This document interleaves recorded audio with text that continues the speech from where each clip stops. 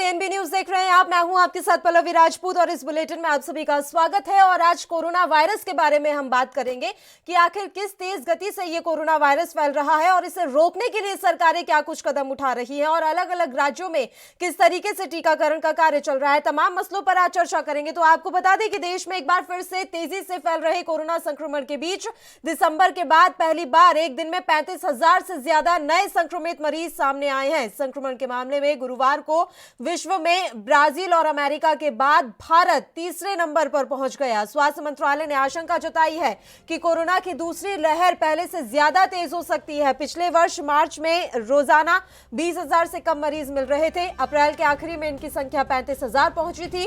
स्वास्थ्य मंत्रालय के अनुसार देश में मरीजों की संख्या 1,14,74,000 से भी ज्यादा हो गई है। इनमें अकेले महाराष्ट्र में 25,000 से ज्यादा मरीज है। वहीं एक दिन में 172 लोगों की मौत के साथ मृतकों की कुल संख्या भी अब बढ़ गई है। जानकारी मिल रही है कि 1,59,216 मृतकों की संख्या हो चुकी है। देश में अब तक बेशक 1,10,63,025 से ज्यादा मरीज कोरोना को मात दे चुके हैं, लेकिन रोजाना आ रहे नए मरीजों की तुलना में ठीक होने वालों की संख्या अब काफी कम हो गई है।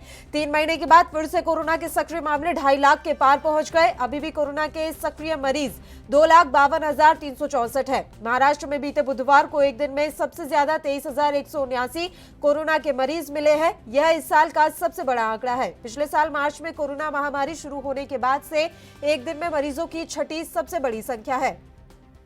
इससे पहले सितंबर से 5 दिन सबसे ज्यादा मरीज मिले थे। पंजाब के 9 शहरों में रात का कर्फ्यू अब 2 घंटे के लिए बढ़ा दिया गया है। प्रदेश में 15 दिन पहले तक कोरोना के रोजाना 531 मामले आते थे। वहीं बृहस्पतिवार को 24 घंटे में 2,387 नए केस सामने आए हैं, जबकि 32 की मौत हो गई।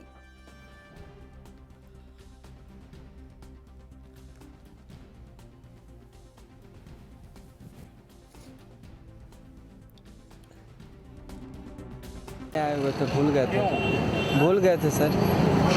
क्या नाम है? मेरा नाम ऋतिक कुमार सोनी। मास्क जरूरी है ना?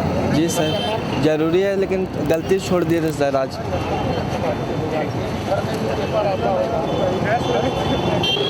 क्या नाम हुआ आपका? मेरा नाम हुआ अभिजीत सोरेन और मैं रांची में रहते हैं, आनंदपुर में।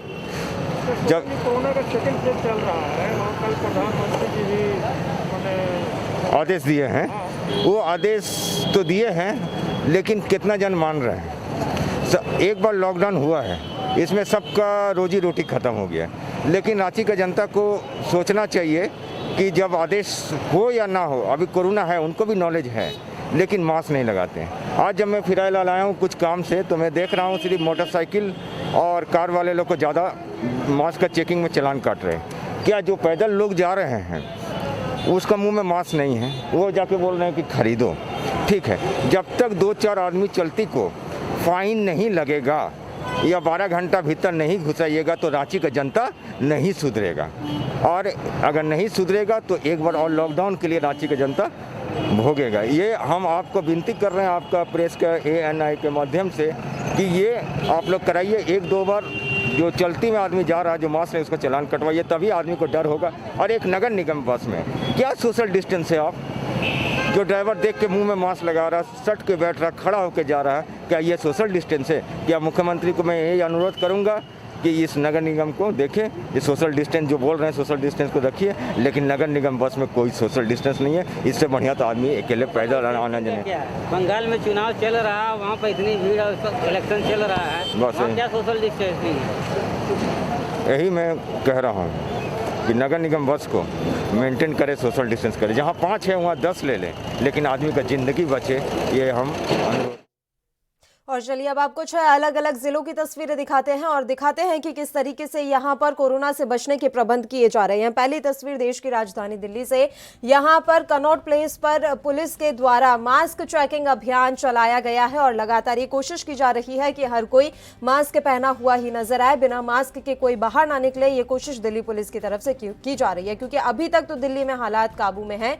अगर एक बार यहाँ पर हालात बेकाबू हुए तो वाकई में स्थिति संभालना मुश्किल हो जाएगा। वहीं दूसरी तस्वीर आप देख रहे हैं मध्य प्रदेश के इंदौर से।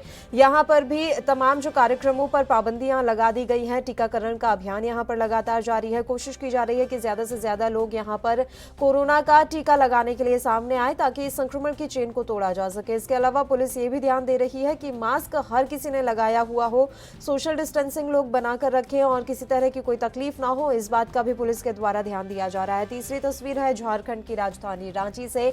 यहाँ पर भी पुलिस के द्वारा मास्क चेकिंग अभियान चलाया गया। बताया जा रहा है कि जिन लोगों ने बाइक पर या 2 पहिया वाहन पर सवार होकर अगर किसी ने मास्क नहीं लगाया हुआ है तो पुलिस इन्हें पकड़ रही है, इनका चालान काटा जा रहा है। ये नियम 4 पहिया वाहनों पर भी लागू है, यानी कि मास्क पहनना यहाँ पर भी अनिवार्य कर दिया गया है। अगर कोई सड़क पर बिना मास्क पहने दिखाई दिया तो पुलिस उसे पकड़कर उसका चालान काट रही है। चौथी तस्वीर की बात कर लेते हैं महाराष्ट्र के मुंबई से, यानी कि देश की आर्थिक राजधानी मुंबई। यहाँ पर स्थिति वाकई में बेहद खौफनाक इस समय हो रही है, लेकिन लोगों की लापरवाही की हद आप देख सकते हैं कि अभी भी यहाँ पर जगह जगह आपको भीड़ लगी मिल जाएगी। तमाम जो वीकली मार्केट होते हैं या फिर सब्जी मार्केट है, वहां पर इसी तरीके से लोगों की भीड़ आए दिन नजर आ रही है। हम रोजाना कोई ना कोई तस्वीर दिखा रहे हैं मुंबई से ही, जहां पर लोगों की भीड़ इतनी संख्या में जुट जाती है कि देखकर आश्चर्य होता है और लोग सोचने पर मजबूर हो जाते हैं कि क्या वाकई में लोगों को कोरोना का खौफ नहीं है, क्या यहाँ पर कोरोना है ही नहीं, जो लोग इस तरीके से बेखौफ होकर आम लोग घूम रहे हैं और भीड़ इकट्ठी कर रहे हैं। ये देश की आर्थिक राजधानी मुंबई की तस्वीर है। चलिए 5वीं तस्वीर का रुख कर लेते हैं।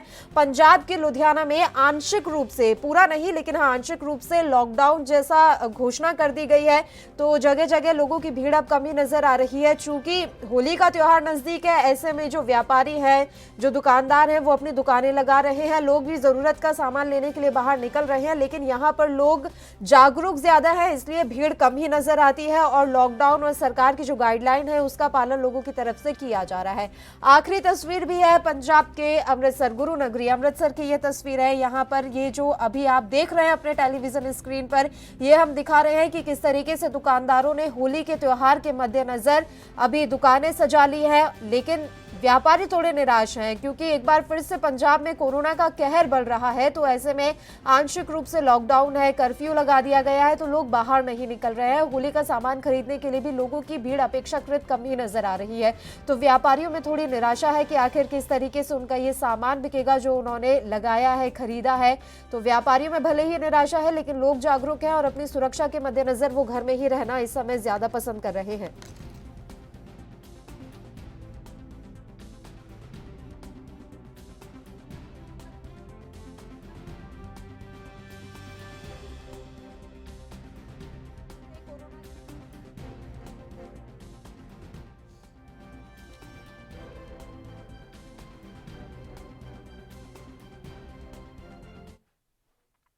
और इस खबर पर तमाम जानकारी देने के लिए पटियाला से, पंजाब के पटियाला से हमारे संवाददाता अविनाश कंबोज इस समय लाइव जुड़ गए हैं। उनका रुख कर लेते हैं। अविनाश, हम देख रहे हैं कि कल कैप्टन अमरिंदर सिंह लाइव भी आए थे और उन्होंने साफ तौर पर ऐलान कर दिया है कि कोरोना से बचने के लिए अब राज्य में सख्ती बरती जाएगी। 9 शहरों में कर्फ्यू की अवधि बढ़ा दी गई है। आपसे पूरी जानकारी चाहेंगे। इसके अलावा राज्य सरकार क्या कुछ कर रही है ताकि पंजाब में कोरोना की रफ्तार को रोका जा सके? जी पलवी, बात करें पंजाब के मुख्यमंत्री द्वारा कल जो कर्फ्यू का टाइम है वो बढ़ा दिया गया, 9 से सुबह 5 बजे तक रहेगा। कहीं ना कहीं कोरोना महामारी के जो केस हैं वो दिन प्रतिदिन बढ़ते जा रहे हैं। बात करें मुख्यमंत्री के खुद के शहर के पटियाला की, तो कल और एक्टिव केस 1512 हो चुके हैं। तो कहीं ना कहीं एक चिंता का विषय बनता जा रहा है। प्रशासन द्वारा लोगों को अपील की जा रही है सोशल डिस्टेंसिंग के नियमों की पालना करें, घर से बाहर निकलते समय मास्क पहनकर रखें और दिन में हाथ धोते रहे। कहीं ना कहीं अगर बात करें तो भीड़ भाड़ साफ तौर पे देखने को मिल रही है। लोग विदाउट मास्क सड़कों पे घूमते नजर आ रहे हैं, जिसको चलते हुए पंजाब के मुख्यमंत्री द्वारा कहा गया है हर एक जिले के डिप्टी कमिश्नर को वो सख्ती कर सकते हैं। तो कहीं ना कहीं जो टीकाकरण अभियान है उसमें भी इजाफा हो रहा है। लोग टीकाकरण के द्वारा रुक कर रहे हैं और टीका लगवा भी रहे हैं। तो कहीं ना कहीं जो पॉजिटिव केसों का आंकड़ा है उसको देखते हुए लोगों को अपनी सुरक्षा को ध्यान में रखते हुए कहीं ना कहीं मास्क पहनना चाहिए और सोशल डिस्टेंसिंग के जो नियम है उसकी पालना करनी चाहिए। जी पलवी, बिल्कुल मास्क पहनने की यहाँ पर आपने बात की अविनाश, लेकिन देखने में यही आ रहा है कि लोगों की लापरवाही मास्क को लेकर ही ज्यादा है। अब लोगों ने मास्क पहनना जैसे छोड़ ही दिया है। तो ऐसे में क्या यहाँ पर पुलिस के द्वारा मास्क चेकिंग अभियान भी चलाया जा रहा है जैसा कि अन्य राज्यों में इस समय शुरू कर दिया गया है? पर भी बात करें, कहीं ना कहीं सड़कों पर पुलिस द्वारा नाकाबंदी कर चेकिंग अभियान शुरू कर दिया गया है। विदाउट मास्क दिखने वाले व्यक्तियों को रोककर समझाया भी जाता है, नहीं समझते तो दोबारा चालान भी काटा जाता है। कहीं ना कहीं प्रशासन के द्वारा लोगों को जागरूक भी किया जा रहा है। गली गली मोहल्ले मोहल्ले टीमें बनाकर भेजी गई हैं और लोगों को अवेयर किया जा रहा है। ज्यादा से ज्यादा लोग जो टीकाकरण लगवाएं और मास्क पहनकर ही घर से बाहर निकले। अगर जरूरी काम है तो ही बाहर निकलें और भीड़ से बचाव करें, भीड़ में ज्यादा ना जाएं। कहीं ना कहीं साफ तौर पे भीड़ भाड़ इलाके जो देखने को मिल रहे हैं, कहीं ना कहीं प्रशासन को थोड़ी और सख्ती करने की जरूरत होगी, क्योंकि रात का टाइम जो कर्फ्यू का है, रात को कोई बाहर नहीं निकलता। दिन में ही जो धरने मुजाहरों की बात करें या भीड़ भाड़ देखने को मिलती है आमतौर पर बाजारों में। जी पल्लवी।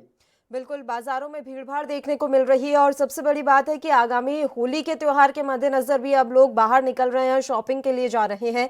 ऐसे में पुलिस के लिए ये कितनी बड़ी चुनौती है, स्थानीय प्रशासन के लिए कितनी बड़ी चुनौती है कि वो व्यवस्थाएं बनाए रखें? देखिए पल्लवी, कहीं ना कहीं प्रशासन के लिए बहुत बड़ी चुनौती है लोगों को समझाना और जागरूक करना। सबसे बड़ी बात है, लोग जागरूक नहीं है। कहीं ना कहीं वो कोरोना महामारी को एक मजाक में ले रहे हैं। जिस प्रकार से प्रशासन के द्वारा जो ढील दी गई थी बीच में, वो ढील का फायदा लेते लोग नजर आए हैं। और अब लोगों को एक चीज का भ्रम फैल गया भी कोरोना महामारी नहीं है, ये एक अफवाह उड़ाई है। लेकिन कहीं ना कहीं जो आंकड़ा है रोजाना ही जो पेश हो रहा है, और डिस्ट्रिक्ट पटियाला का जो आंकड़ा कल निकल कर सामने आया है 179, यानी कि रोजाना ही जो आंकड़ा 200 के करीब पहुंचता नजर आ रहा है। लेकिन लोगों को इस ओर भी ध्यान देना चाहिए, अपने और अपनी परिवार की सुरक्षा जो लोगों के हाथ में है। और मास्क पहने, ज्यादा से ज्यादा मास्क पहनकर अगर बाहर निकले और भीड़ भाड़ से बचाव करें।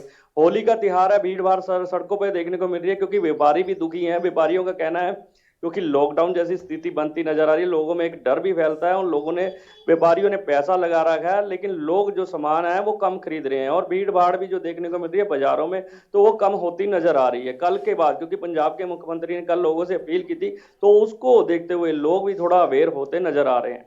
जी पल्लवी। लेकिन यहाँ पर यह भी देखने में आ रहा है अविनाश कि पंजाब में जो है जानलेवा ज्यादा साबित हो रही है कोरोना की दूसरी लहर, यानी कि इस बार मौतों की जो संख्या है वो ज्यादा बढ़ गई है पंजाब में। पल्लवी, बात करें, कहीं ना कहीं मौतों का आंकड़ा 545 पे पहुंच गया। कल भी एक व्यक्ति की मौत हो चुकी है। तो कहीं ना कहीं डराने वाला जो आंकड़ा है रोजाना ही पेश हो रहा है 200 के करीब। कल भी 179, उससे पहले 194। तो कहीं ना कहीं जो पॉजिटिव केसों की जो झड़ी है वो दिन प्रतिदिन बढ़ती जा रही है। लोग इस ओर ध्यान नहीं दे रहे। लोग जो सड़कों पे आमतौर पे देखने को मिलते हैं विदाउट मास्क दिखते हैं, और भीड़ भाड़ देखने को मिल रही है। तो कहीं ना कहीं प्रशासन की जो चूक है, प्रशासन को वो सही करनी पड़ेगी, सख्ताई करनी पड़ेगी, तब जाके लोग अवेयर होंगे। लेकिन लोग अभी तक अवेयर नहीं है। होली का त्योहार भी नजदीक आ रहा है और आंकड़े जो डराने वाले हैं, वो काफी पॉजिटिव केसों के जो आंकड़े रोजाना बढ़ते जा रहे हैं। जी पल्लवी। बिल्कुल, बहुत बहुत शुक्रिया अविनाश तमाम जानकारी देने के लिए। आप हमारे साथ जुड़े। तो आपको बता दें कि महाराष्ट्र में सबसे ज्यादा 23,000 मरीज हैं, लेकिन यहां पर स्थितियां अभी भी काबू नहीं है। बड़ी बात देखने में यह आ रही है कि लोगों की लापरवाही है। अभी भी लोग भीड़ लगाने से बाज नहीं आ रहे। और जो वीकली मार्केट लगते हैं वहां पर तो हद से ज्यादा भीड़ इस समय नजर आ रही है, जबकि सरकार की तरफ से सख्ती इतनी बढ़ती जा रही है, बावजूद इसके लोग अभी भी समझना चाहते ही नहीं हैं।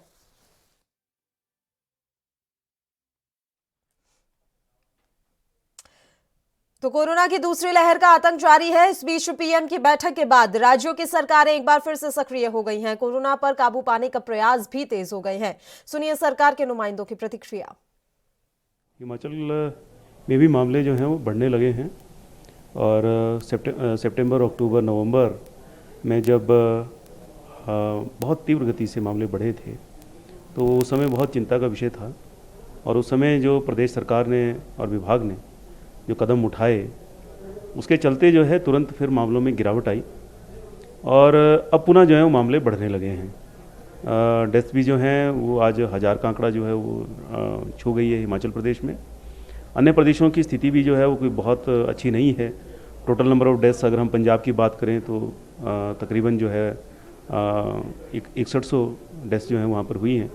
अगर हम हरियाणा की बात करें तो 3000 के करीब डेथ्स वहाँ पर हुई हैं। J&K की बात करें तो वहाँ पर 1974 डेथ्स हुई हैं, और हिमाचल में भी जो है ये आंकड़ा जो है 1000 को छू गया है। तो ये चिंता का विषय है इस प्रकार से केसेस का बढ़ना। कल सम्मानीय प्रधानमंत्री जी ने देश के सभी मुख्यमंत्रियों के साथ भी जो है ये जो नंबर ऑफ केसेस फिर से कुछ एक प्रांतों में बढ़ने लगे हैं। और ये कल ध्यान में आया है कि कुछ ज़िलों के अंदर तो 150% से भी अधिक वृद्धि जो है वो हुई है मामलों में। तो ये बहुत चिंता का विषय है और इसकी प्रधानमंत्री जी का स्वयं मुख्यमंत्रियों के साथ वीडियो कॉन्फ्रेंस के माध्यम से जुड़ करके और फिर कुछ इंस्ट्रक्शंस का उनकी तरफ से जो है जो आई हैं, जो सुझाव आए हैं और जो करने के लिए करणीय कार्य उन्होंने प्रदेश सरकार को करने के लिए कहे हैं, तो इस प्रकार से सामान्य प्रधानमंत्री जी का मुख्यमंत्री के साथ वीसी करना अपने आप में स्थिति की गंभीरता की ओर जो है वो इशारा करता है। नहीं, ये तो चिंता की बात है कि कोविड की केसेस बढ़ रहे हैं और 12 राज्यों में बढ़ने के कारण कल प्रधानमंत्री ने वीसी लिया था, जिसमें सभी राज्यों के मुख्यमंत्री ने अपनी अपनी बात रखी थी। उत्तर प्रदेश से हम और हमारे वरिष्ठ मंत्री सुरेश खन्ना जी भी साथ में बैठे थे और इस पर चिंता व्यक्त की थी। जो राज्यों में जितना केसेस निकल रहा था उनके तरफ से जो रणनीति उनने अख्तियार किया है और जिस तरह से उनको कंट्रोल करना उस तरह से उन्होंने अपनी बातें कही थी। लास्ट में प्रधानमंत्री ने अपने सुझाव दिए थे, जिसमें ज़्यादा करके RT-PCR को बढ़ाने के लिए फोकस टेस्टिंग हम लोग पहले से ही कर रहे हैं और कुछ इस तरह के वेस्टेज, जो वैक्सीन का वेस्टेज मिनिमाइज करने के लिए, इसके लिए उनके कुछ जो सुझाव थे तो उसको हम लोग प्रयास कर रहे हैं कि उसको लागू करेंगे। सर, अभी होली का त्यौहार आ रहा है, उसमें क्योंकि केसेस ना बढ़े, ये भी कहा गया कि कोई बाहर से लोग आएंगे। कल ये भी शायद उत्तर प्रदेश ने कोई गाइडलाइन से क्या जारी करी गई है? अब होली के केसेस आ रहे हैं तो हम तो अब रेलवेज और बस स्टेशन पर ज़्यादा करके शिक्षक संस्थान में भी हम लोग कर रहे हैं, फोकस टेस्टिंग कर रहे हैं। मगर क्योंकि अब पंचायत चुनाव और होली साथ ही साथ लगभग आ ही रहे हैं, तो ज़्यादा संख्या में अनुमान है कि लोग आने वाले हैं इसमें, तो उनके antigen testing at railway station और बस स्टेशन पर ये ज़्यादा करेंगे। शिक्षक संस्थान में भी हम लोग कर रहे हैं, स्लम एरियाज़ में हम कर ही रहे हैं, ठेले वाले और रिक्शा वाले इनका हम कर रहे हैं। तो इस तरह का हम फोकस टेस्टिंग करके और उसके साथ में जो, क्योंकि हमारी संख्या इतनी घट गई थी, मुश्किल से 77 केस या 78 केस 3 मार्च को हमारा लास्ट वो था, उसके बाद से बढ़ने लगा। संख्या घट जाने से हमारे जो एक्टिवेटेड टीम जो थे जिले के अंदर, जो सर्विलेंस टीम थे, कॉन्टैक्ट ट्रेसिंग टीम थे, वो अपने आप ऑटोमेटिकली कम हो गए और वो अन्य कामों में लग गए। अब उनको रीएक्टिवेट हम लोगों ने कर दिया है, अपने हॉस्पिटल्स को एक्टिवेट कर दिए हैं। पूरे कोरोना काल के दौरान दिल्ली पुलिस एक अपना उल्लेखनीय कार्य करते हुए ज़रूरतमंदों को मदद करने के साथ साथ हम लोगों ने कोरोना की जो नियम कानून जो बने हैं और उसको उल्लंघन करने वालों के ऊपर एक्शन लेना, लीगल एक्शन लेना, कानूनी कार्रवाई करना, चालान करना, इसमें हम लोग काफ़ी काम किए हैं। मैं आपको बताना चाहूँगा कि दिल्ली पुलिस अब तक 5,62,559 चालान कोरोना के वायोलेशन के लिए किए हैं, जिसमें कि मास्क नहीं पहनने के लिए करीब 5,20,000 से ऊपर चालान है। सोशल डिस्टेंसिंग नहीं मेंटेन करना या थूकना इत्यादि जो भी उल्लंघन है, वो तमाम चीज़ों के ऊपर हमने कार्रवाई किया है और लगातार किया जा रहा है। लेकिन फिलहाल जो कोरोना के केसेस में जिस तरह से एक थोड़ा बढ़ोतरी देखने को मिला है और जिससे हमें पुनः उसी सतर्कता को उसको सख्ती के साथ लागू करवाना पड़ेगा, इसके मद्देनज़र दिल्ली के तमाम जिलों में पुलिसकर्मी भीड़ भाड़ के इलाके में वाहनों में आना जाना करने लोगों को चेक करना और जो भी उसमें इन कोरोना के नियमों को पालन नहीं कर रहे हैं उनके ऊपर चालान करना, ये काम अभी लगातार जारी है। और कल भी मैं आपको बताना चाहूँगा कि 500 से ज़्यादा चालान किए गए हैं और ये लगातार जारी है और अभी ये काम आगे भी जारी रहेगा।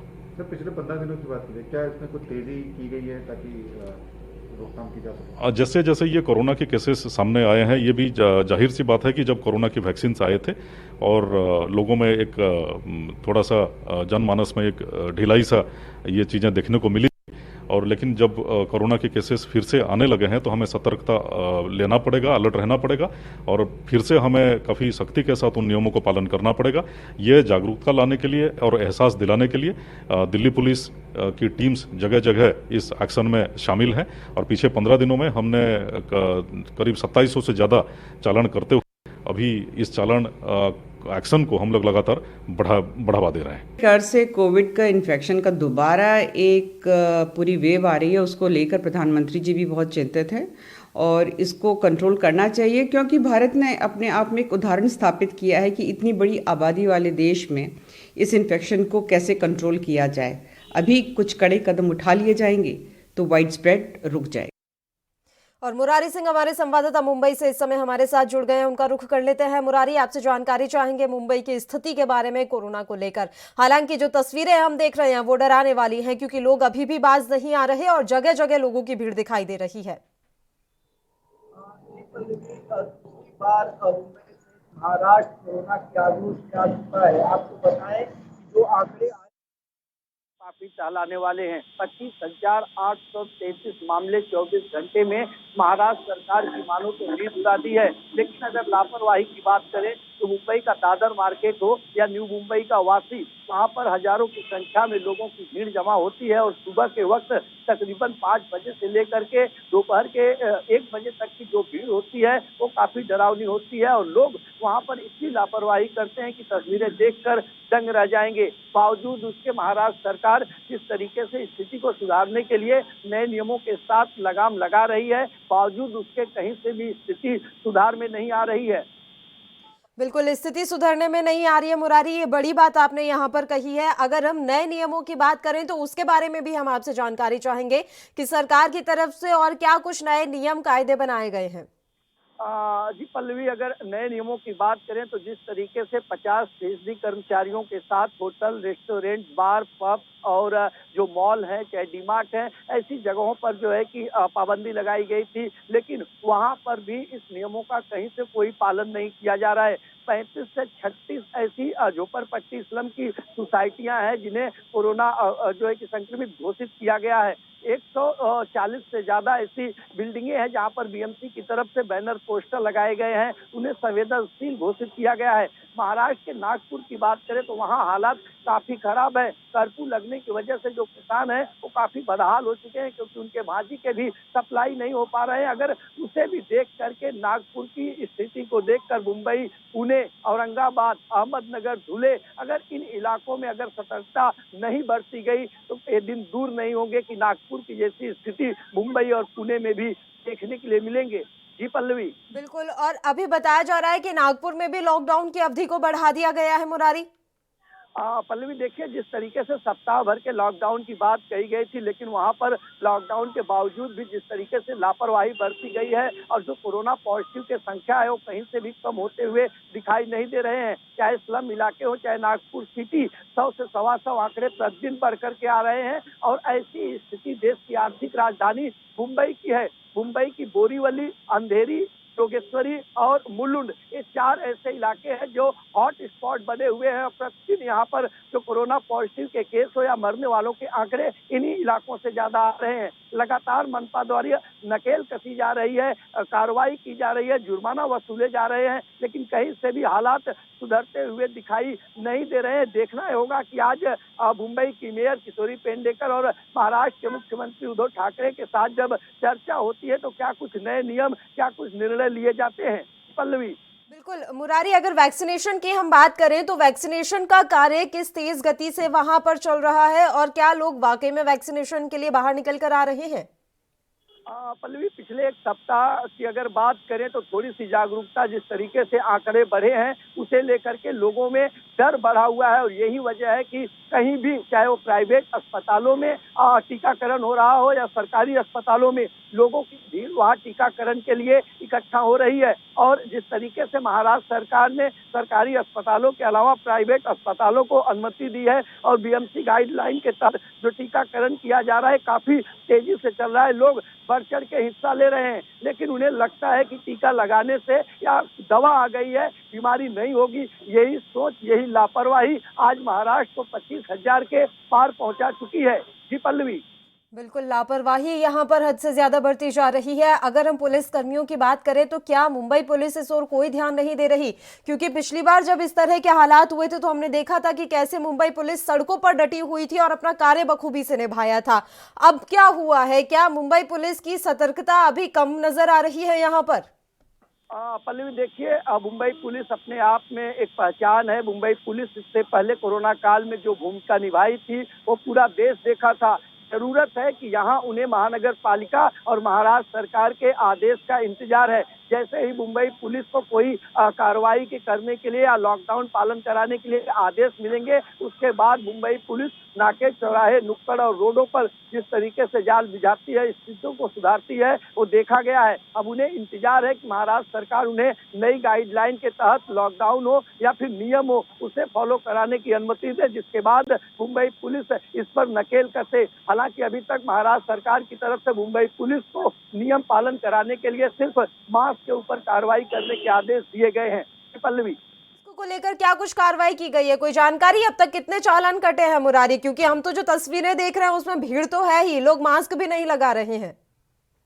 देखिए, बृहन मुंबई महानगर पालिका के यहाँ से जो है जो टीकाकरण की मुहिम चल रही है, उसी तरीके से एक टीम बनाई गई है। उसमें जो है लोगों के चालान काटे जा रहे हैं बीएमसी की तरफ से। वहीं मुंबई पुलिस को भी इसकी जो है कि अनुमति दी गई है। बीएमसी पुलिस की जो राउंड अप की बीट ऑफिसर होते हैं, जो उनकी गाड़ी रोडों पर घूमती है, वो गाड़ी में जो है कि चालान बुक होता है और लोगों को जो है कि फाइन मारी जाती है। लेकिन पल्लवी, एक चीज बता दें कि जो रोड पर चलने वाले लोग हैं, यहाँ वहाँ जो लोग आते जाते हैं, उनमें थोड़ा सा डर है, चाहे पुलिस का हो, प्रशासन का हो, मनपा का हो या कोरोना का हो, वो तो मास्क का इस्तेमाल कर लेते हैं। लेकिन कहीं कहीं सैकड़ों की भीड़ खड़ा होती है, चाहे रेलवे स्टेशन हो, बस स्टॉप हो, भाजी मार्केट हो, खेल का ग्राउंड हो, जिमखाना हो, ऐसी जगहों पर जो भीड़ इकट्ठा होती है और वहाँ पर जो लापरवाही होती है, और उसी का खामियाजा बड़े पैमाने पर भुगतना पड़ रहा है। ठीक है मुरारी, आखिरी सवाल है, क्योंकि होली का त्योहार बिल्कुल नजदीक है, तो ऐसे में इस त्योहार के मद्देनजर क्या नई गाइडलाइन जारी की जा सकती है और अभी क्या कुछ आप मार्केट का हालात देख रहे हैं? पल्लवी, अगर नई गाइडलाइन की बात करें तो जिस तरीके से किशोरी पेडनेकर जो मुंबई की मेयर है, उन्होंने कहा है कि नाइट कर्फ्यू के लिए स्थिति खराब होते देख हम विचार कर सकते हैं, महाराष्ट्र के मुख्यमंत्री से चर्चा कर सकते हैं। तो इंतजार करना होगा कि इस त्योहार से पहले क्या नए नियम लगाए जाते हैं, क्या नई गाइडलाइन आती है। अगर मार्केट की बात करें पल्लवी, तो पिछली साल की तरह इस साल भी मार्केट में सन्नाटा पसरा हुआ है। होली के त्योहार को लेकर कहीं कोई तैयारी नहीं देखी जा रही है, क्योंकि जिस तरीके से मरने वालों का आंकड़ा हो या कोरोना पॉजिटिव मरीजों की संख्या वो लगातार अनियंत्रित होती जा रही है, और यही वजह है कि मार्केट में खामोशी है। जी, बहुत बहुत शुक्रिया मुरारी तमाम जानकारी हम तक पहुंचाने के लिए। तो जैसा कि हमारे संवाददाता ने भी जानकारी दी कि मुंबई में लोग अभी भी लापरवाही बरत रहे हैं, यहाँ पर लोगों की लापरवाही उनकी जान पर भारी पड़ती हुई नजर आ रही है। कोरोना वायरस को ऐसे तो दुनिया में पैर पसारे 1 साल से ज्यादा हो गया है, लेकिन पिछले 10 महीनों के मुकाबले पिछले 5 दिनों में कोरोना संक्रमण के मामले काफी तेजी से बढ़े हैं। गुरुवार को देश में कोरोना वायरस के दैनिक मामलों ने लगभग 40,000 का आंकड़ा छू लिया। बता दें कि गुरुवार को कोरोना वायरस के 39,670 नए मामले सामने आए। पिछले साल 28 नवंबर के बाद से ये दैनिक आंकड़ों में सबसे ज्यादा तेजी है। महाराष्ट्र में कोरोना के सबसे ज्यादा मामले सामने आ रहे हैं। पिछले 24 घंटे में महाराष्ट्र में 25,833 नए मामले सामने आए हैं। इसके अलावा जनवरी के बाद से 15 राज्यों, केंद्र शासित प्रदेशों में रिकॉर्ड दैनिक मामले सामने आए। पिछले 5 दिनों में दैनिक मामलों के 7 दिन का औसत हर दिन 5% से बढ़ रहा है। इस दौरान संक्रमण की वृद्धि दर 5.2%, 5.8%, 6.6%, 7.4% और 8.7% रही है। बात गुरुवार की करें तो देश में कोरोना की वजह से 154 मरीजों की मौत हो गई है। गुरुवार का ये आंकड़ा हम आपके साथ साझा कर रहे हैं। गुरुवार को होने वाली दैनिक मृत्यु का औसतन आंकड़ा 150 हो गया है। 23 जनवरी के बाद पहली बार ऐसा हुआ है। महाराष्ट्र के मुंबई में सबसे ज्यादा मामले देखने को मिल रहे हैं। पिछले 24 घंटे में मुंबई में 2,877 मामले सामने आए। ये आंकड़ा 10 अक्टूबर 2020 के बाद सबसे ज्यादा है।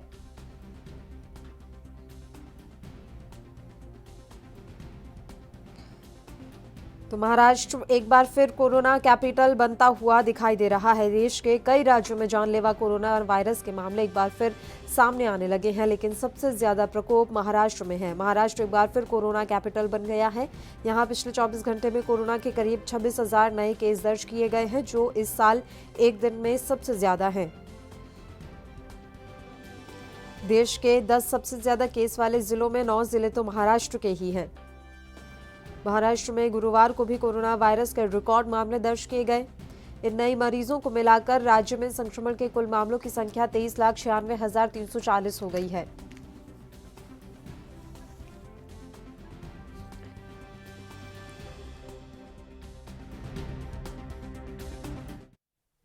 और दिल्ली से हमारे संवाददाता राजीव तिवारी इस समय लाइव हमारे साथ जुड़ गए हैं। राजीव, आपसे दिल्ली के हालात इस समय जानना चाहेंगे। कोरोना को लेकर क्या कुछ स्थिति है दिल्ली में?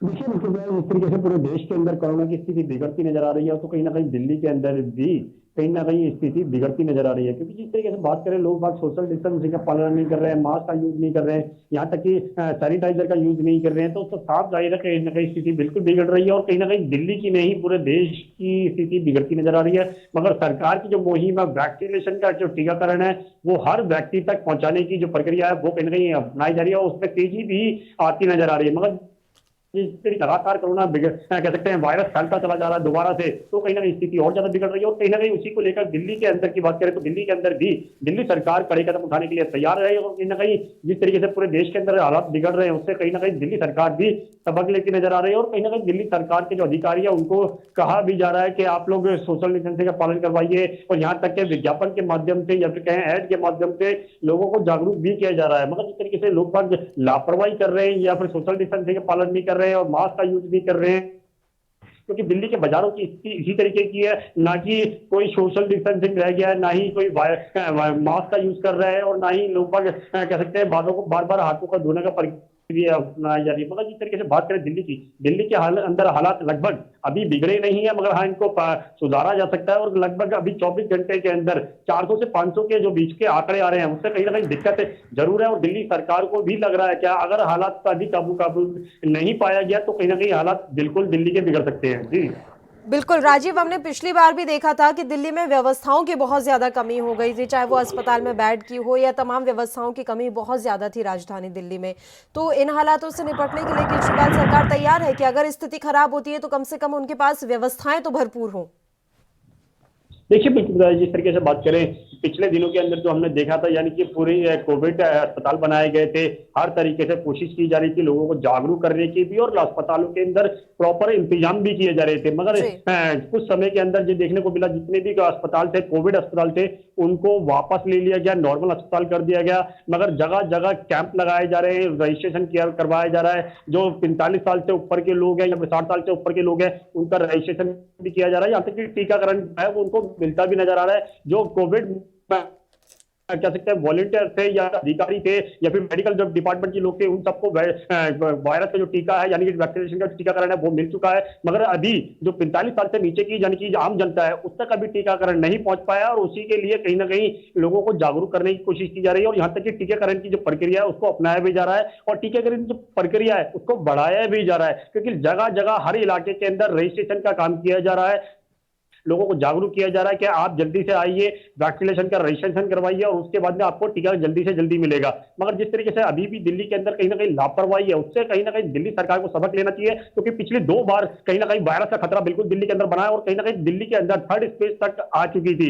मगर अब दिल्ली सरकार को कड़े कदम उठाने चाहिए, और अधिकारियों को बोलना चाहिए कि बाजारों के अंदर, खास तौर पर बाजारों के अंदर मॉनिटराइज किया जाए, चेकिंग की जाए। जो लोग मास्क नहीं लगा रहे हैं उनके ऊपर दोबारा से जुर्माना लगाया जाए, क्योंकि जुर्माना नहीं है तो कहीं लोग बाग बेफिक्र हो चुके हैं। जी बिल्कुल, बहुत बहुत शुक्रिया राजीव तमाम जानकारी देने के लिए। आप हमारे साथ जुड़े। तो आपको बता दें कि कोरोना की दूसरी लहर जो है काफ़ी तेज़ गति से आगे बढ़ रही है। इस बीच दिल्ली सरकार भी सतर्क हो गई है, और एक बार फिर से केजरीवाल ने लोगों से अपील की है कि कोरोना गाइडलाइन का पालन करें, और अपनी सुरक्षा अब खुद के ही हाथ में है। तो ऐसे में तमाम गाइडलाइन का पालन करके खुद को भी सुरक्षित रखें और अपने परिवार को भी सुरक्षित रखें।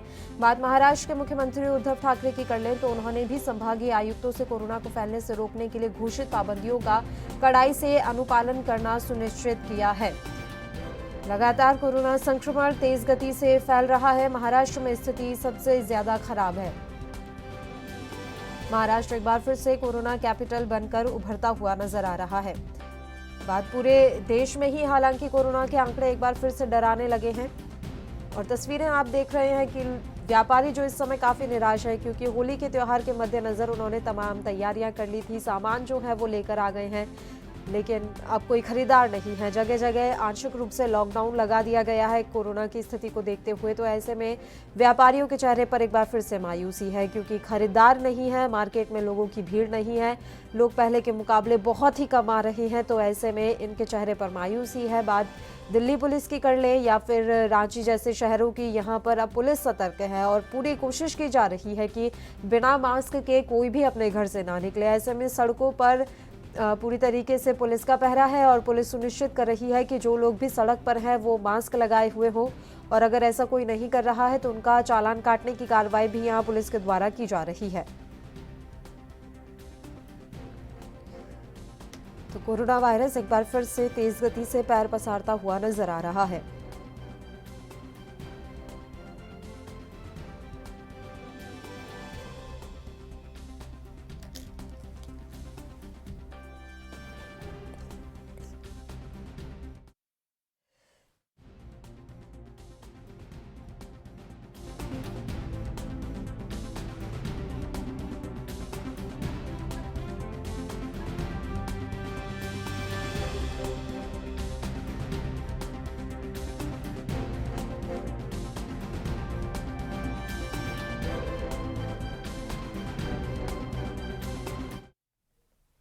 चलिए, और इस समय फेलिक्स हॉस्पिटल के chairman doctor DK Gupta ji live हमारे साथ जुड़ गए हैं कोरोना के मसले पर ही चर्चा के लिए। डॉक्टर गुप्ता, स्वागत है आपका एएनबी न्यूज पर। सर, कोरोना के केस एक बार फिर तेज गति से बढ़ रहे हैं, लेकिन इस बार जो मौत का आंकड़ा है वो डराने वाला है। वजह आपसे जान पाएंगे कि मृत्यु दर में इतनी ज्यादा तेजी आखिर क्यों? देखिए, मृत्यु दर में पहले भी कम नहीं थी, क्योंकि हमें पता है कि जो कोरोना का जो इन्फेक्शन है वो दो तरह का होता है, एक सिम्टोमेटिक होता है, एक एसिम्टोमेटिक होता है जी। और दूसरा डिपेंड करता है मृत्यु दर की उस पर ट्रांसमिशन रेट कितना हाई है। अगर ट्रांसमिशन रेट हाई है तो मृत्यु दर ज्यादा होगी, अगर ट्रांसमिशन रेट कम है तो मृत्यु दर कम होगी। एसिम्टोमेटिक केसेस कम है तो मृत्यु दर कम होगी, कॉम्प्लिकेशंस कम है तो मृत्यु दर कम होगी। तो ये सारे फैक्टर्स हमें कहीं ना कहीं असेस करने पड़ते हैं किसी कम्युनिटी में, देखते हैं वहाँ पे ट्रांसमिशन रेट क्या है, कोई नया स्ट्रेन तो नहीं आ गया, जो वायरस है वो ज्यादा वायरुलेंट तो नहीं है, या वहाँ पे जो लोग हैं उनको कोमोबिड कंडीशन से जिनकी डेथ हो रही है।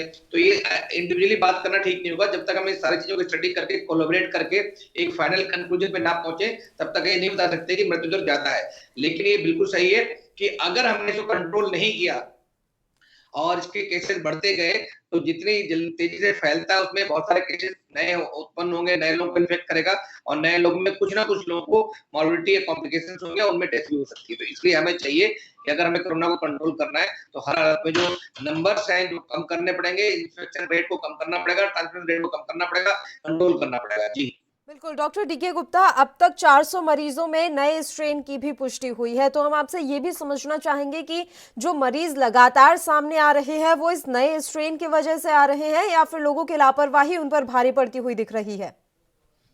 देखिए, अभी तो जितने केसेस ज्यादातर आ रहे हैं वो पुराना स्ट्रेन है, नया स्ट्रेन नहीं मिला, आइसोलेट नहीं हुआ अच्छे से, कहीं पे ज्यादा बहुत कम केसेस मिले हैं।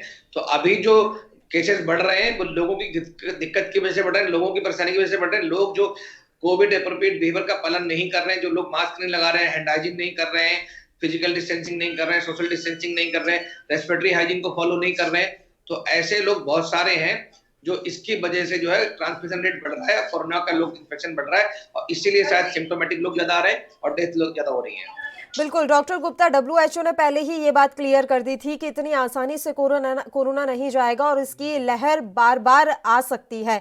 वो हमारे देश में अब देखने को मिल रहा है कि दूसरी लहर एक बार फिर से प्रवेश कर गई है। वैक्सीनेशन को अगर इससे जोड़कर देखा जाए तो क्या वैक्सीनेशन के कार्य से इस संक्रमण को तोड़ा नहीं जा सकता? जो चेन है क्या वो ब्रेक नहीं की जा सकती अगर वैक्सीनेशन प्रॉपर तरीके से हो तो? बिल्कुल, इसके दो ही उपाय हैं चेन को तोड़ने के। एक तो हम लोग कोविड एप्रोप्रिएट बिहेवियर का पालन करें जब तक ये कंट्रोल नहीं हो जाता और जब तक कि हर्ड इम्यूनिटी नहीं आ जाती। दूसरा जो है तरीका इसका है कि हम जो वैक्सीनेशन प्रक्रिया है उसको तेज करें, 24/7 वैक्सीनेशन करें, ज्यादा पॉसिबल है 7 दिन वैक्सीनेशन करें और जल्द से जल्द जितना पॉसिबल हो कि 60 से 70% पॉपुलेशन को हम वैक्सीन लगा दें। अगर एक बार 60 से 70% लोगों को वैक्सीन लग गई, उनको दोनों डोज लग गई, उसके बाद एंटीबॉडी डेवलप हो गई, तो फिर एक कोरोना एकमात्र फ्लू रह जाएगा। मैं पहले भी बार बार कह चुके हैं, क्योंकि अभी वैक्सीनेशन चल रहा है, काफी तेज भी चल रहा है, 30-35 लाख डोजेज रोज लग रही है, बट जो हमें रिक्वायरमेंट है वो 1 से 1.25 करोड़ डोजेज रोज लगनी चाहिए, तब जाके हम 60-70 दिन में 30 करोड़ लोगों को इम्यूनाइज कर पाएंगे। बिल्कुल, और अगर हम भंडारण की बात करें तो वैक्सीन का भंडारण क्या इतना पर्याप्त है हमारे पास कि हम इसे और ज्यादा बढ़ाना चाहें तो ये इजीली हो पाए?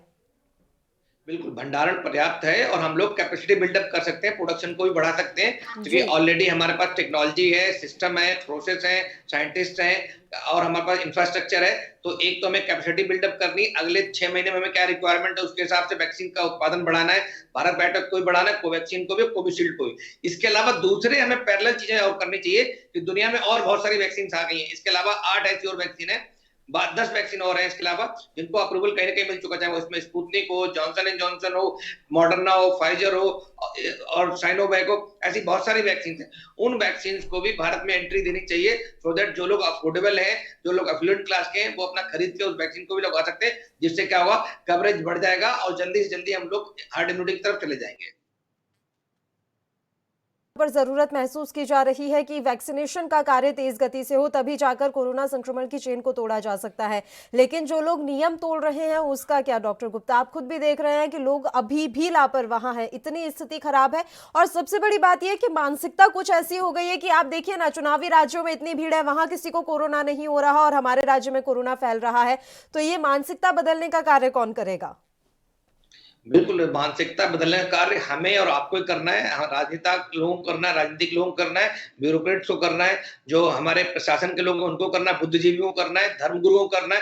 ऐसे लोग जिनकी लोग बात, उनको रोल मॉडल मानते हैं, जिनकी बात लोग सुनते हैं, जिनको लोग फॉलो करते हैं, उन लोगों को सबको अवेयरनेस क्रिएट करनी है।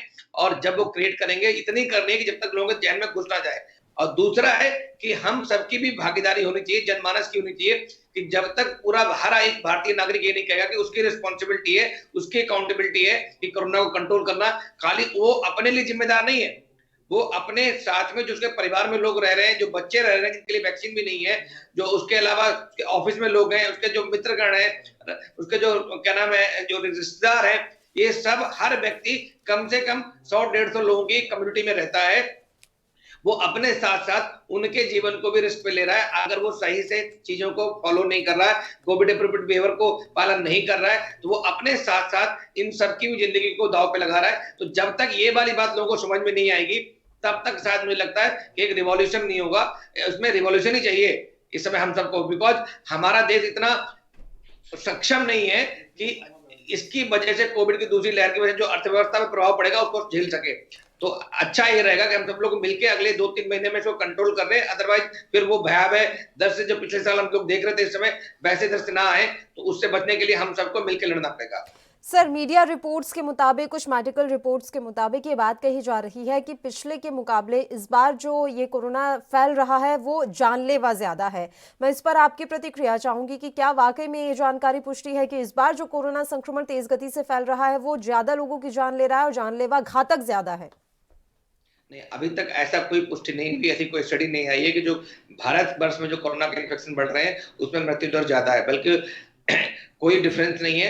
बस ये है कि हमें आगे और देखना पड़ेगा, कुछ स्टडीज का और वेट करना पड़ेगा। लेकिन ये जरूरी है कि इसका ट्रांसमिशन रेट बहुत हाई है। मैं फिर बता रहा हूँ कि हमें इन छोटी बातों में जाना नहीं चाहिए, क्योंकि इसका ट्रांसमिशन रेट, मतलब इसकी जो संक्रमण दर है वो बहुत तेज है। तो अगर हमारी जो पॉपुलेशन है वो 135 करोड़ की है, उसमें लगभग 100 करोड़ के लोग ऐसे होंगे, उससे ज्यादा ही होंगे, जिनको कोई इन्फेक्शन नहीं हुआ है, ना सिम्टोमेटिक ना एसिम्टोमेटिक, ना ही उनको कोई लेबोरेटरी प्रूवन, आरटीपीसीआर प्रूवन कोई नहीं हुआ।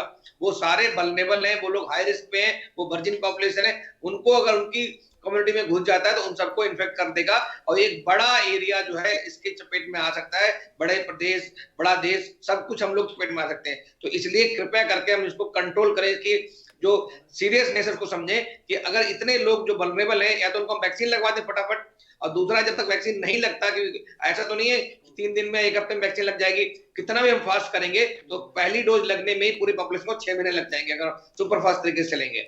तो इसलिए कम से कम 6-8 महीने हमें कोविड एप्रोप्रिएट बिहेवियर का पूरा पालन करना चाहिए और वैक्सीन प्रक्रिया को तेज करना चाहिए और सब लोगों को वैक्सीन आगे बढ़कर लगवाना चाहिए। और सरकार को भी वैक्सीन सबके लिए खोल देनी चाहिए। 45+ और 60+ की जितनी भी गाइडलाइंस हैं, मुझे लगता है अब ठीक नहीं है।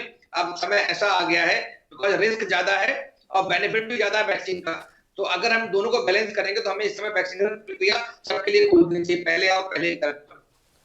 बिल्कुल सर, ये बात भी कही जा रही है कि जो आपसे ये जानकारी भी मैं आपसे चाहूंगी कि जो कोरोना के लोग अब सामने निकल कर आ रहे हैं, अब तो रिकॉर्ड संख्या में सामने आ रहे हैं, तो ऐसे में इनका ट्रीटमेंट अब किस तरीके से किया जा रहा है? क्योंकि दिल्ली सरकार ने, अगर हम उस समय की बात करें, पिछले साल की बात करें, तो प्लाज्मा थेरेपी पर बहुत ज्यादा जोर दिया था। तो अब जो लोग कोविड पॉजिटिव हो रहे हैं, उनको ट्रीटमेंट किस तरीके से दिया जा रहा है? क्या अभी भी प्लाज्मा थेरेपी काम कर रही है? मैं फिर बता रहा हूँ आपको, ट्रीटमेंट में कोई बड़ा बदलाव नहीं है और ट्रीटमेंट कोई हमारे पास रामबाण ट्रीटमेंट नहीं है। जो बेसिक ट्रीटमेंट है उसमें यही है कि ऑक्सीजन थेरेपी देनी है। अगर किसी का सैचुरेशन फॉल हो रहा है, स्टेरॉइड दे सकते हैं, रेमडेसिविर दे सकते हैं, फेप्टाबिल दे सकते हैं, एंटीकोगुलेंट जो होते हैं, ब्लड थिनर्स होते हैं, वो लोग देते हैं। और साथ में अगर पेशेंट बहुत सीरियस हो रहा है, रिस्पॉन्ड नहीं कर रहा है,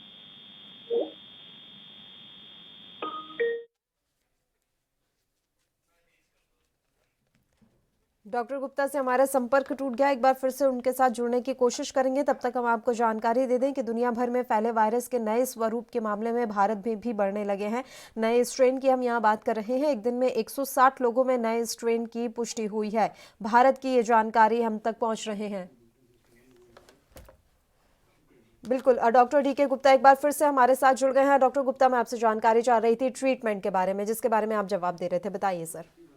तो ट्रीटमेंट में हमारे पास जो ऑप्शंस हैं वो सिम्टोमेटिक ट्रीटमेंट, जैसे बुखार और खांसी के लिए जो हम पैरासिटामोल वगैरह देते हैं, साथ में ऑक्सीजन थेरेपी अगर पेशेंट ठीक है, रेमडेसिविर जो एंटीवायरल ड्रग अवेलेबल है, या फेविफ्लू है जो, इसके अलावा स्टेरॉइड हम अर्ली स्टेज में दे सकते हैं। और अगर पेशेंट सीरियस है तो प्लाज्मा थेरेपी भी दे सकते हैं। प्लाज्मा थेरेपी की स्टडी अलग अलग तरह की, कहीं फायदा हुआ कहीं नहीं हुआ, तो इसलिए ट्रीटमेंट अभी भी बहुत अच्छा या रामबाण ट्रीटमेंट अवेलेबल नहीं है। मैं फिर बता रहा हूँ, इसीलिए कह रहा हूँ जो पेशेंट कोमॉर्बिड है उनको बहुत दिक्कत है, जिनको हाइपरटेंशन है, जिनको डायबिटीज है, जिनको अस्थमा है, जिनको सीओपीडी है, जिनको डायलिसिस हो रही है, किडनी ट्रांसप्लांट हुआ, कैंसर पेशेंट्स है, इम्यूनो कम्प्रोमाइज पेशेंट है, अगर इनको कोरोना लेता है तो इनके अंदर कॉम्प्लिकेशन रेट और मोर्टेलिटी रेट बहुत हाई है। इसलिए कृपया करके सब लोग ध्यान रखें कि इस पॉपुलेशन को बचा के रखें और इस पॉपुलेशन को तुरंत वैक्सीन लगवाएं, बिकॉज इस पॉपुलेशन के लिए वैक्सीन ऑलरेडी गवर्नमेंट ने खोल दी है। बिल्कुल सर, आपसे ये भी जानकारी चाहेंगे, जो होम रेमेडीज है, क्या वो भी अभी लोग अपना सकते हैं? जो लोग घर में हैं, कम से कम वो तो होम रेमेडीज यूज कर सकते हैं, ताकि उनकी जो रोग प्रतिरोधक क्षमता है वो बनी रहे। होम रेमेडी जो पहले भी हम लोग करते थे, इम्यूनिटी बूस्टर्स के लिए जो चीज हमें करनी है, फ्रेश वेजिटेबल्स खाने हैं, फ्रूट्स खाने हैं, पानी खूब पीना है, तरल पदार्थों का सेवन खूब करना है, नींद पूरी लेनी है, vitamin D, vitamin C, antioxidants लेने हैं, तो ये सब ले सकते हैं, इससे फायदा होगा। बट ये आपकी इम्यूनिटी बूस्ट में काम करेंगे, इससे कोई बहुत ऐसा नहीं हो सकता कि कोरोना के लिए कोई क्यूरेटिव ट्रीटमेंट है, प्रिवेंटिव ट्रीटमेंट है। ठीक है सर, जिनको वैक्सीन लग गई है उनको भी दोबारा कोरोना हो रहा है, तो ऐसे में आपसे ये भी जानकारी चाहेंगे कि जब दोनों डोज हो जाती हैं तो क्या उसके बाद कोरोना संक्रमण का खतरा कम हो जाता है? देखिए, वैक्सीन जो है, जो अभी कोविशील्ड और कोवैक्सीन वैक्सीन जो है दोनों लग रही हैं, वो दोनों वैक्सीन जो है आपको एक तो सीवियर इन्फेक्शन से बचाती हैं, कॉम्प्लिकेशन से बचाती हैं और डेथ से बचाती हैं। अभी ऐसा प्रूवन नहीं है कि ये कैरियर स्टेज से बचाती हैं। वो शायद नेजल वैक्सीन डेवलप हो रही है, शायद उससे होगा, अभी कंफर्म नहीं है इसका। तो वैक्सीन आपको इन्फेक्शन से प्रिवेंट नहीं करती है, इसीलिए आपको कोविड एप्रोप्रिएट बिहेवियर फॉलो करना है वैक्सीन लगने के बाद भी, वो अपने लिए दूसरों के लिए, बिकॉज आप इन्फेक्टेड हो जाओगे, आपके अंदर बीमारी और सीवियर कॉम्प्लिकेशन नहीं होंगे, बट आप कैरियर होकर दूसरे को इन्फेक्ट कर सकते हो। तो एक तो वो ध्यान रखना है। दूसरी बात, पहली वैक्सीन लगने के 15 दिन बाद 30 to 40% इम्यूनिटी डेवलप होती है। दूसरी वैक्सीन लगने के 15 दिन के बाद 70% के आसपास इम्यूनाइज्ड होते हैं, या आपके अंदर इम्यूनिटी डेवलप होती है, एंटीबॉडी डेवलप होती है।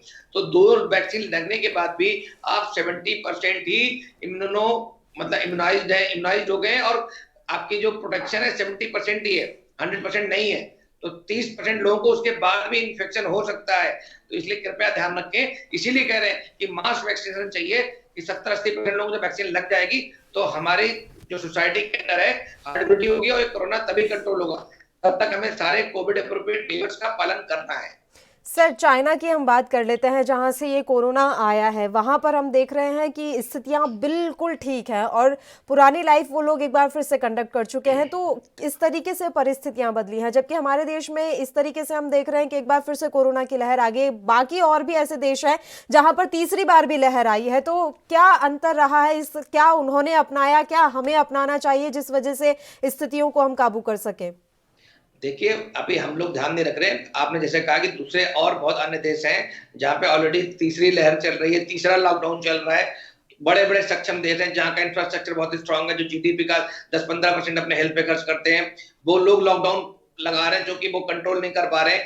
ऐसे चाइना में भी भले ही कंट्रोल हो गया, लेकिन ऐसा नहीं दोबारा वहां लहर नहीं आ सकती है, क्योंकि हमें जो है सबसे पहले जो ध्यान देना चाहिए, जो दूसरे देश में ध्यान रहे, चाहे यूएस है, ब्रिटेन है, चाइना है, वैक्सीनेशन प्रक्रिया को तेज करना चाहिए, क्योंकि कोविड बिहेवियर आप लॉन्ग टर्म नहीं लगा सकते। लोग कोविड फटीग में चले जाते हैं, तो लोग इसीलिए मजबूरन उसको मास्क को हटा देते हैं और सोशल डिस्टेंसिंग बंद हो जाती है, राजनीतिक पार्टियां शुरू हो जाती हैं, रैलियां शुरू हो जाती हैं, शादी ब्याह सब चीज स्टार्ट हो गई है रफली।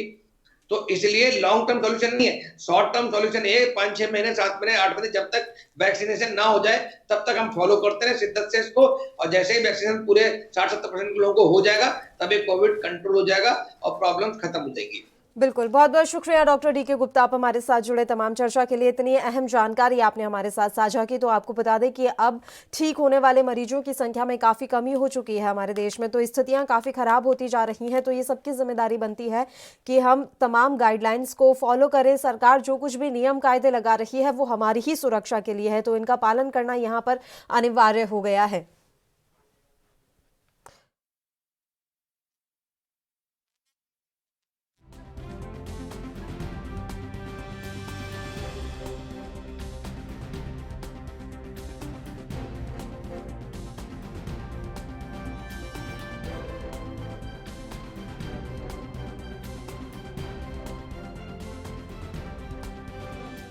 तो आपको बता दें कि जनवरी के बाद से 15 राज्यों और केंद्र शासित प्रदेशों में रिकॉर्ड दैनिक मामले सामने आए हैं। पिछले 5 दिनों में दैनिक मामलों के 7 दिन का औसतन हर दिन 5% तेजी से बढ़ रहा है।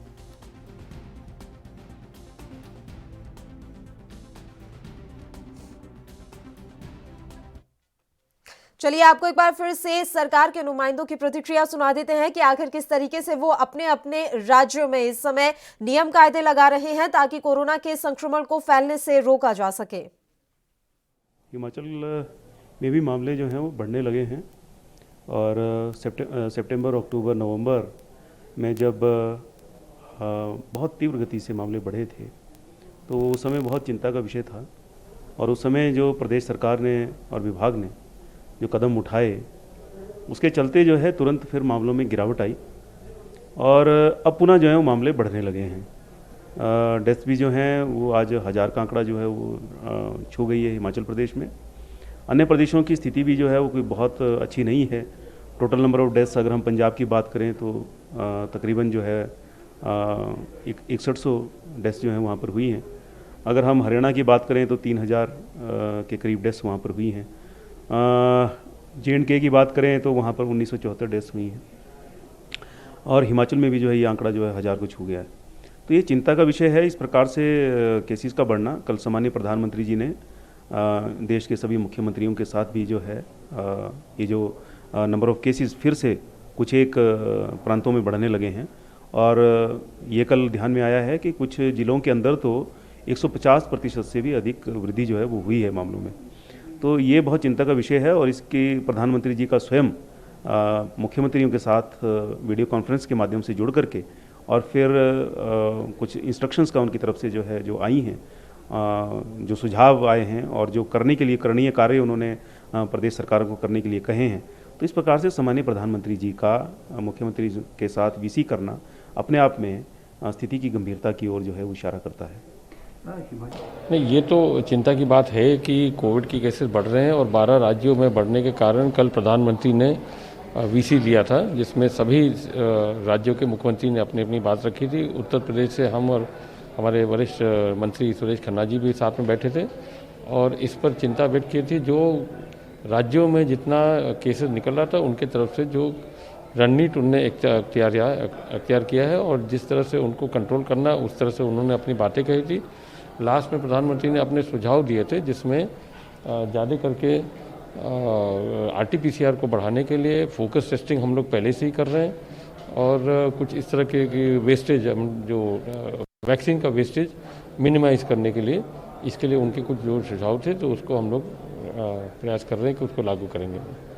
सर, अभी होली का त्यौहार आ रहा है, उसमें क्योंकि केसेस ना बढ़े, ये भी कहा गया कि कोई बाहर से लोग आएंगे। कल ये भी शायद उत्तर प्रदेश ने कोई गाइडलाइन सर क्या जारी करी गई है? अब होली के केसेस आ रहे हैं तो हम तो अब रेलवेज और बस स्टेशन पर ज़्यादा करके शिक्षक संस्थान में भी हम लोग कर रहे हैं, फोकस टेस्टिंग कर रहे हैं, मगर क्योंकि अब पंचायत चुनाव और होली साथ ही साथ लगभग आ ही रहे हैं, तो ज़्यादा संख्या में अनुमान है कि लोग आने वाले हैं इसमें, तो उनके antigen testing at railway station और बस स्टेशन पर ये ज़्यादा करेंगे। शिक्षक संस्थान में भी हम लोग कर रहे हैं, स्लम एरियाज़ में हम कर ही रहे हैं, ठेले वाले और रिक्शा वाले इनका हम कर रहे हैं।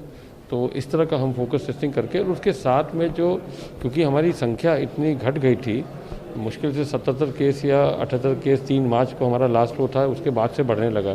संख्या घट जाने से हमारे जो एक्टिवेटेड टीम जो थे जिले के अंदर, जो सर्विलेंस टीम थे, कॉन्टैक्ट ट्रेसिंग टीम थे, वो अपने आप ऑटोमेटिकली कम हो गए और वो अन्य कामों में लग गए। अब उनको रीएक्टिवेट हम लोगों ने कर दिया है, अपने हॉस्पिटल्स को एक्टिवेट कर दिए हैं।